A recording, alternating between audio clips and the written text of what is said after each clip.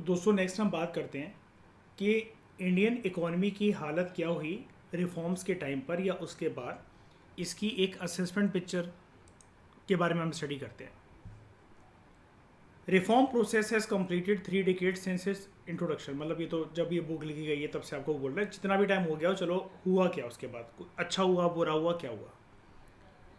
तो राइटर आपसे कह रहा है अब हम देखते हैं कि परफॉर्मेंस क्या रही इंडियन इकोनॉमी की इस टाइम पीरियड पर। इकोनॉमिक्स के अंदर जो ग्रोथ होती है एक इकोनॉमी की वो मेजर करी जाती है एक इकोनॉमिक इंडिकेटर के माध्यम से, जिसको आप जानते हो जीडीपी के नाम से। ठीक है, जस्ट अ मिनट। तो 1991 के बाद India witnessed a rapid growth in GDP on continual basis for 2 decades। 20 सालों तक लगातार जीडीपी ग्रोथ के अंदर इजाफा होता रहा। Growth of GDP increase from 5.6% during 1980 to 1991 to 8.2% during 2007 to 2012। इतनी बढ़ गई।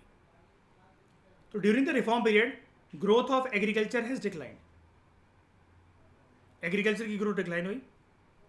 अब मुझे एक बात बताओ, एग्रीकल्चर की ग्रोथ ये डिक्लाइन हुई, थोड़ा सा नेगेटिव कोनोटेशन का आपको सुनने को लग रहा है, लेकिन ये सही है कि गलत है?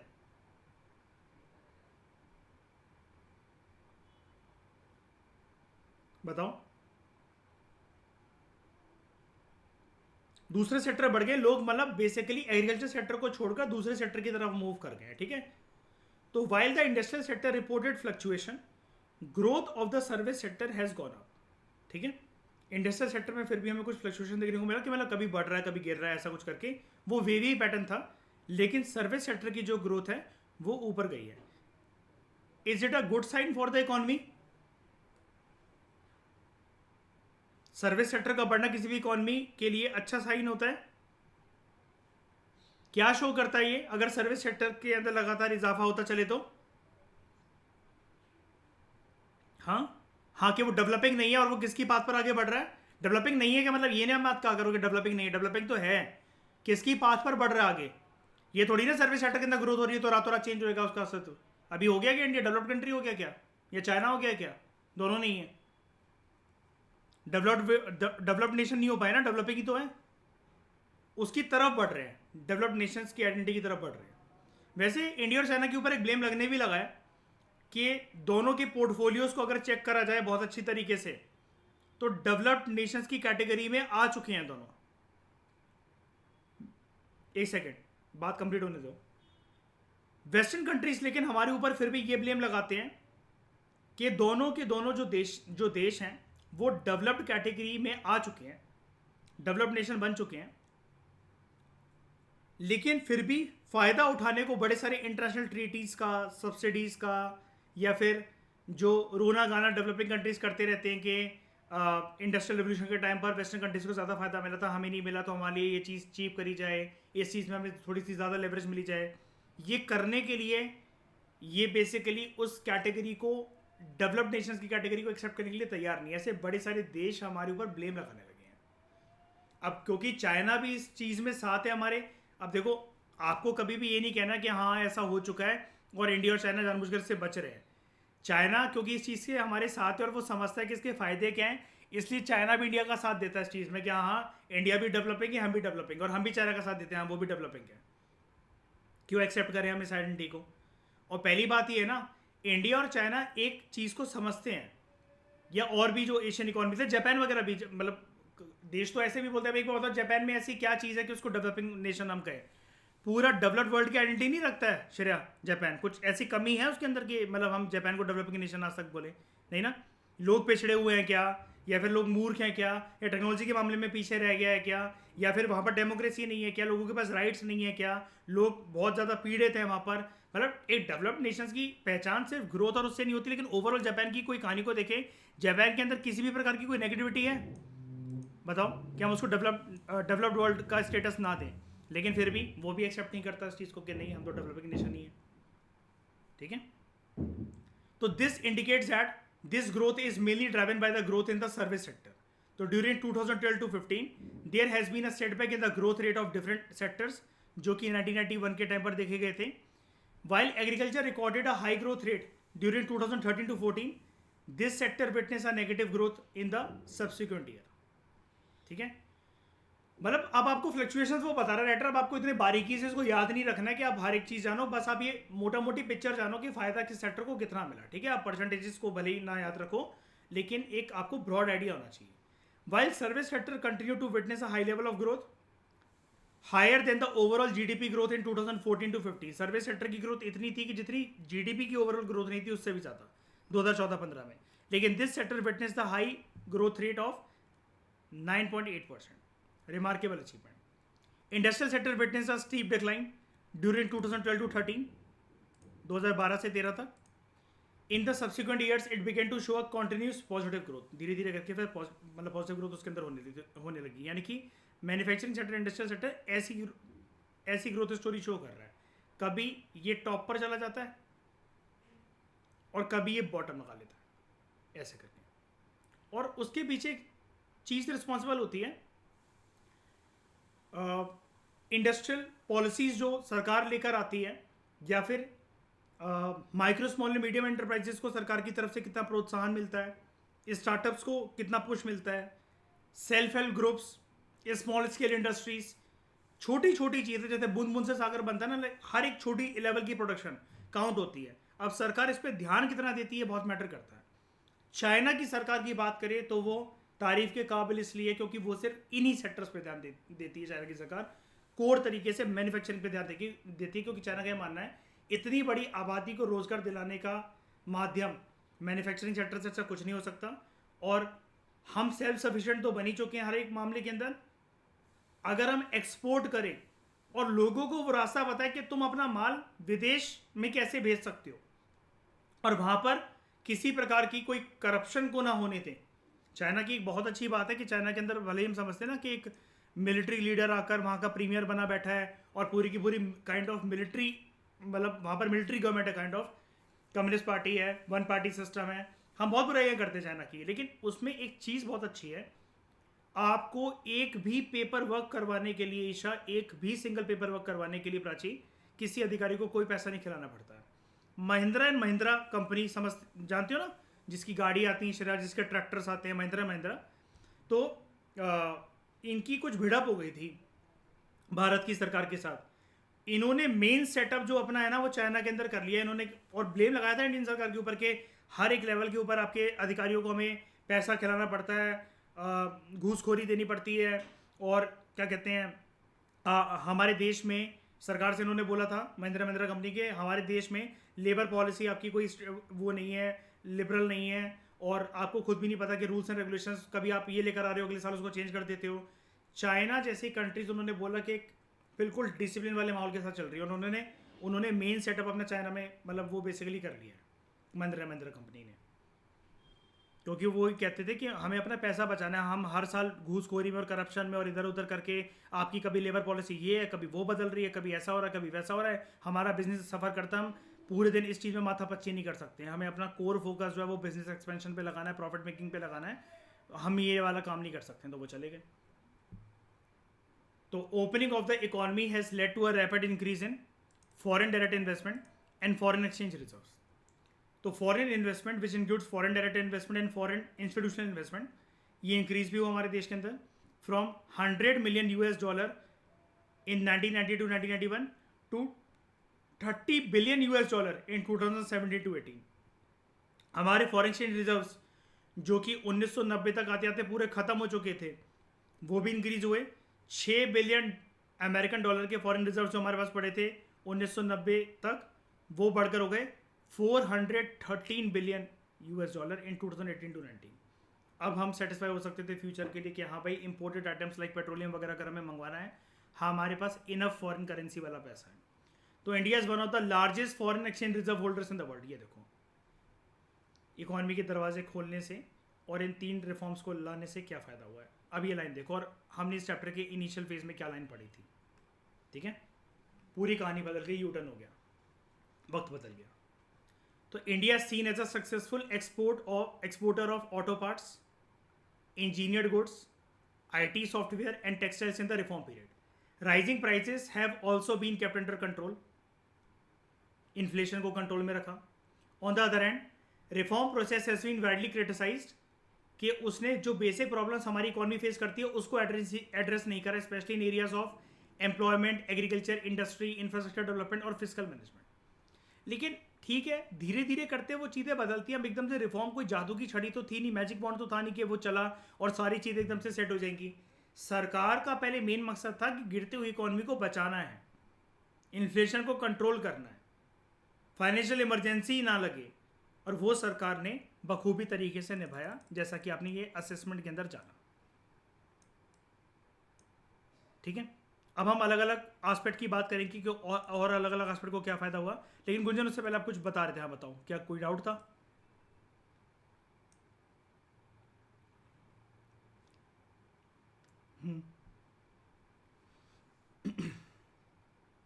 देखो, डेवलप्ड और डेवलपिंग के अंदर कोई ऐसा कोई डेफिनेशन नहीं होती है. वो जीडीपी ग्रोथ वगैरह से देखा जाता है. ठीक है, मेन तो इंडिकेटर उसका जीडीपी ग्रोथ होता है कि उसकी जो नेशनल इनकम है, पर कैपिटा इनकम है, वो कितनी है.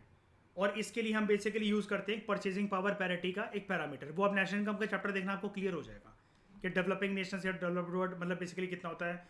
वहाँ पर जो पॉपुलेशन जो हंगर से जूझ रही है वो कितनी है. ये सब चीज़ें जब कम होती हैं कंपैरिजन, मतलब as compare to the countries जो कि जिसको हम डेवलप्ड कंट्रीज कहते हैं, तब जाकर ये फर्क पैदा होता है डेवलपिंग और डेवलप्ड नेशंस के अंदर. इससे भी ज़्यादा बेटर पर्सपेक्टिव आपको वो मिलेगा आईआर के अंदर, इंटरनेशनल रिलेशंस के अंदर, कि ये जो टैग होता है ये वेस्ट ने देना शुरू करा था बेसिकली वो कंट्रीज जो कि यूएसए के एलीज थे, जो दोस्त थे उसके, उनके लिए. अब जैसे मजाक की बात आप मानोगे श्रेया, अमेरिका रशिया को डेवलपिंग कंट्री कहता है. अमेरिका रशिया को डेवलपिंग कंट्री कहता है. मानोगे इस चीज को? आप बताओ. आज भी अगर अमेरिका को सीधी टक्कर कोई दे सकता है तो कौन है वो? है ना? और उसको कहते हैं डेवलपिंग नेशन है ये.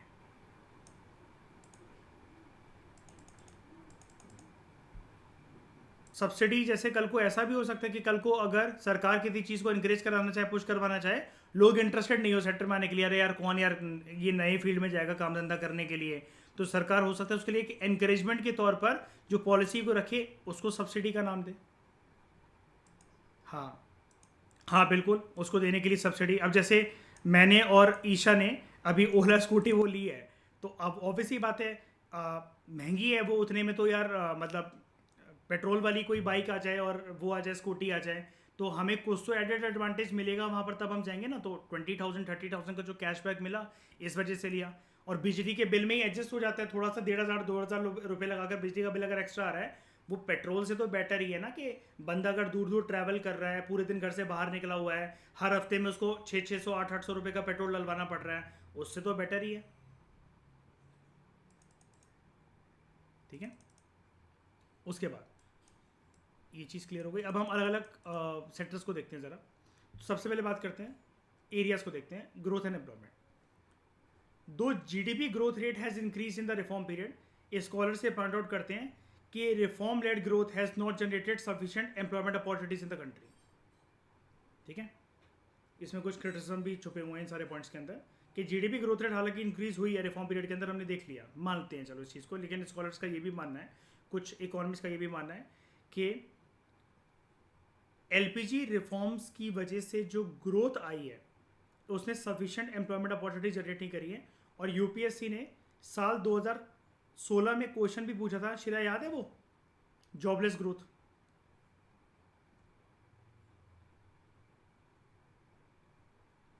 ये इसी से डराइव होता है, जिसके बारे में इकोनॉमिक सर्वे में भी हर साल आता है. और ये चीज़ हमने नितिन सिंघानिया के अंदर अच्छे से पढ़ रखी है कि ये फिनोमेना उत्पन्न कैसे होता है. ठीक है, तो you will study the link between different aspects of the employment and growth in the next unit. ये अगले चैप्टर में भी आपको मतलब इसमें भी क्लियर हो जाएगा. नितिन सिंघानिया के अंदर भी मैंने आपको कवर करवाया हुआ है जॉबलेस ग्रोथ का फिनोमेना क्या होता है. ये वाली बात ना आई थिंक G7 कंट्रीज़ की मीटिंग हुई थी उसके अंदर उठी थी 2015 या 16 के टाइम पर, और 16 के मेंस में यूपीएससी ने पूछ लिया था ये क्वेश्चन कि व्हाट इज जॉबलेस ग्रोथ. ठीक है, जॉबलेस ग्रोथ मतलब होता है जब एक कंट्री ऐसे दिखाए अपने आप को, अब मतलब अब वो फैक्ट्स फैक्ट्स एंड फिगर्स के साथ कोई डिस्टॉर्शन नहीं कर रही है वो कंट्री, लेकिन वो कंट्री कर क्या रही है, उसके अंदर एक चीज विटनेस हो रही है कि जीडीपी बढ़ रही है, जीडीपी बढ़ रही है, और जीडीपी के बढ़ने के साथ साथ अनएम्प्लॉयमेंट भी बढ़ रही है। ये चीज, ये पिक्चर ठीक है कि बताओ ये आयरॉनिकल पिक्चर है?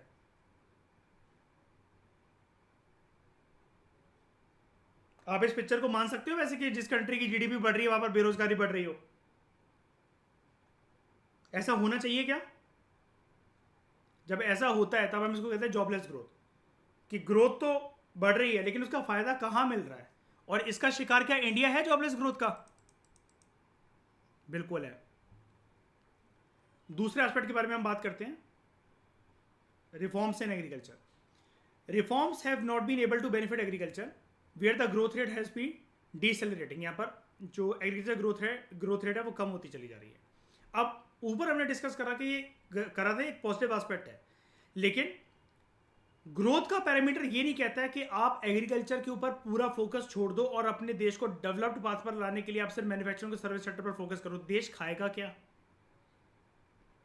देश खाएगा क्या? और एग्रीकल्चर का मतलब सिर्फ ये नहीं होता कि आप सोचो कि हाँ एक खेत होगा, एक ट्रैक्टर होगा, एक हल होगा, एक बैल होगा, HYV वैरायटी के सीड्स होंगे, फर्टिलाइजर होगा। अरे एग्रीकल्चर कैसे भी करो, चाहे वर्टिकल फार्मिंग करो, चाहे हाउस फार्मिंग करो, चाहे इंडोर फार्मिंग करो, चाहे आउटडोर फार्मिंग करो, फार्मिंग के तो बहुत सारे टेक्निक्स होते हैं ना।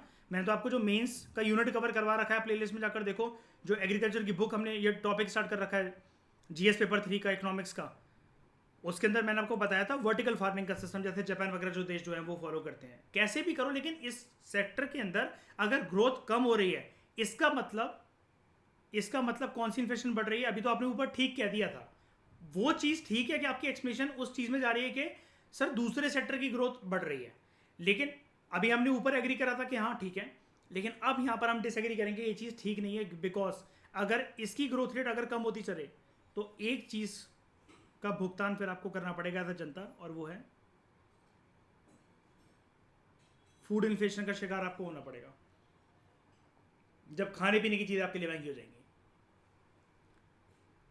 लाइक सब्जी और ये सब। Public investment in agriculture sector, specially in infrastructure which includes irrigation, power, roads, market linkages and research and extension, जिसने क्रूशियल रोल प्ले करा ग्रीन रेवोल्यूशन के अंदर, it has fallen in the reform period. 1991 के LPG reforms के बाद ये सब कुछ गिर गया। ऐसा नहीं कि सरकार ने कुछ भी नहीं करा, लेकिन सरकार करती है बहुत कुछ। जैसे सोलर हमने पढ़ा था ना, वो रवि पी अग्रवाल की बुक में, श्रेया, सरकार ने सोलर पंप्स वगैरह लगा रखे हैं, उसके लिए वो भी फ्री में बांटना स्टार्ट कर रही है सरकार। बड़ी सारी चीज़ों में सब्सिडी देती है सरकार ने। किसानों के अनाज को बेचने के लिए किसानों को जाना ना पड़े तो ई-नैम पोर्टल स्टार्ट करा था, नेशनल एग्रीकल्चर मार्केटिंग सिस्टम, ताकि उनका ऑनलाइन कनेक्शन हो जाए मंडीज़ के साथ, वो पहले से ही एक डीलर ढूंढ सकें और रजिस्टर कर सकें अपने आप को। और जैसे ही जिस दिन अपने हार्वेस्टिंग के बाद अनाज को काटने की बात आती है, वो जाकर बेच सकें, ठीक है। Further partial removal of fertiliser subsidy, धीरे धीरे करके फर्टिलाइजर सब्सिडी का जो पार्शियल रिमूवल है ये होने लगा है, पार्शियल तरीके से इसको रिमूव करा जाने लगा है। फर्टिलाइजर सब्सिडी के बारे में आपको पॉइंट याद है, लास्ट चैप्टर के अंदर हमने पढ़ा था कि फर्टिलाइजर सब्सिडी ने सिर्फ बड़े बड़े किसानों को ही फ़ायदा पहुंचाया है। फर्टिलाइजर को एक तो हर कोई अफोर्ड नहीं कर सकता, हर किसी के पास इतने खेत नहीं है, किसी के पास नॉलेज नहीं है कि डालना कैसे है ना। तो फर्टिलाइजर सब्सिडी का कोई फ़ायदा नहीं रह जाता, इसकी वजह से ज़मीन वगैरह भी ख़राब होती है। तो partial removal of fertiliser subsidy, it has led to increase in the cost of production which has severely affected the small and marginal farmers. ये जो sector agriculture sector, it has been experiencing a number of policy changes such as reduction in import duties on agriculture products, low MSP। आपको पता ना MSP क्या होता है? सरकार का एक वादा कि अगर हार्वेस्टिंग के बाद तुम्हारा अनाज अगर इतने रेट पे ना बिके तो हमारे पास चले आना, हम इतने में तो खरीद ही लेंगे। Lifting of quantitative restrictions on the imports of agriculture products, इसने इंडियन फार्मर्स को एडवर्स तरीके से इम्पैक्ट करा है। अब आप कहोगे सर इससे क्या फ़र्क पड़ता है कि इम्पोर्ट ड्यूटीज़ के अंदर जो रिडक्शन हुई है, या फिर ये वाला जो पॉइंट है क्वांटिटेटिव रिस्ट्रिक्शन जो है इम्पोर्ट के ऊपर, उसको वो करना, यानी कि अगर सरकार इम्पोर्ट को एग्रीकल्चर मामले में टाइट ना रखे ना, अगर उसको फ्री छोड़ दे, तो दूसरे देशों के एग्रीकल्चर चीज़ें या जो गुड्स हैं, जैसे अभी हम देख रहे थे कि डेवलप्ड नेशंस कंप्लेन करते हैं कि इंडिया जैसे देश जो है एग्रीकल्चर सब्सिडीज देते रहते हैं अपने किसानों को, उसको रिमूव नहीं करते हैं। तो दूसरे देशों को फायदा मिल जाएगा हमारे एग्रीकल्चर सेक्टर में पेनिट्रेट करने का, अपने गुड्स को डंप करने का, अपनी सर्विसेज को। जैसे उन्होंने कुछ फर्टिलाइजर डेवलप कर रखा होगा, कुछ यूरिया की बॉटल्स डेवलप कर रखी होंगी, कुछ सीड्स डेवलप कर रखे होंगे, तो वो उसको किसानों तक पहुंचाते जाएंगे और हमारे देश में बेचते चले जाएंगे, जिसकी वजह से हमारे देश में जो एग्रीकल्चर की फील्ड में जो भी सामान बिकता है, जो भी रॉ मटेरियल्स वगैरह, ये जो सीड्स वगैरह जो बिकते हैं, उनका मार्केट खत्म हो जाएगा। ठीक है, these have adversely affected Indian farmers as they now have to face increased international competition. अब एक्सपोर्ट ओरिएंटेड पॉलिसी की वजह से जो एग्रीकल्चर में अपनाई जाती हैं, there has been a shift from production from the domestic market towards production for the export market, जिसके अंदर हम लोग फूड ग्रेन से ज़्यादा कैश क्रॉप के ऊपर फोकस करने लगे हैं। यानी कि कहीं ना कहीं हम लोग एलपीजी रिफॉर्म्स के बाद कमर्शियलाइजेशन एग्रीकल्चर की तरफ ज़्यादा बढ़ रहे हैं। This puts pressure on the price of the food grains, again इसकी वजह से फूड इन्फ्लेशन आती है। उसके बाद reforms in industry, industrial growth के अंदर भी स्लो डाउन हमें देखने को मिला है। This is because of the decreasing demand of industrial products, due to various reason such as cheaper imports. मतलब डोमेस्टिक इंडस्ट्रीज के गुड्स लोग खरीदना पसंद नहीं करते हैं, बाहर से जो गुड्स आते हैं वो बल्क में आते हैं, वो सस्ते होते हैं। Inadequate investment in infrastructure etcetera. Globalize world के अंदर डेवलपिंग कंट्रीज जो हैं, they are compelled to open their economies, ताकि वो गुड्स एंड सर्विसेज का कैपिटल का जो फ्लो है अपने देश में कर सकें फ्रॉम डेवलप्ड कंट्रीज, और अपनी इंडस्ट्रीज को ओपन कर सकें इंपोर्टेड गुड्स के लिए। बाहर से जो सस्ते इंपोर्ट्स आते हैं उसने डोमेस्टिक गुड्स की जो डिमांड है उसको रिप्लेस कर दिया विद जो चीपर इंपोर्टेड गुड्स होते हैं। डोमेस्टिक मैन्युफैक्चर जो हैं, they are now facing competition from imports. Infrastructure facilities including power supply ये इनएडिक्वेट रही है due to lack of investment. तो ग्लोबलाइजेशन जो है ऐसा देखा जा रहा है, उसको ऐसा देखा गया है कि वो एक ऐसी कंडीशन क्रिएट कर रहा है for the free movement of goods and services from foreign countries that adversely affect the local industries and employment opportunities in developing Nations.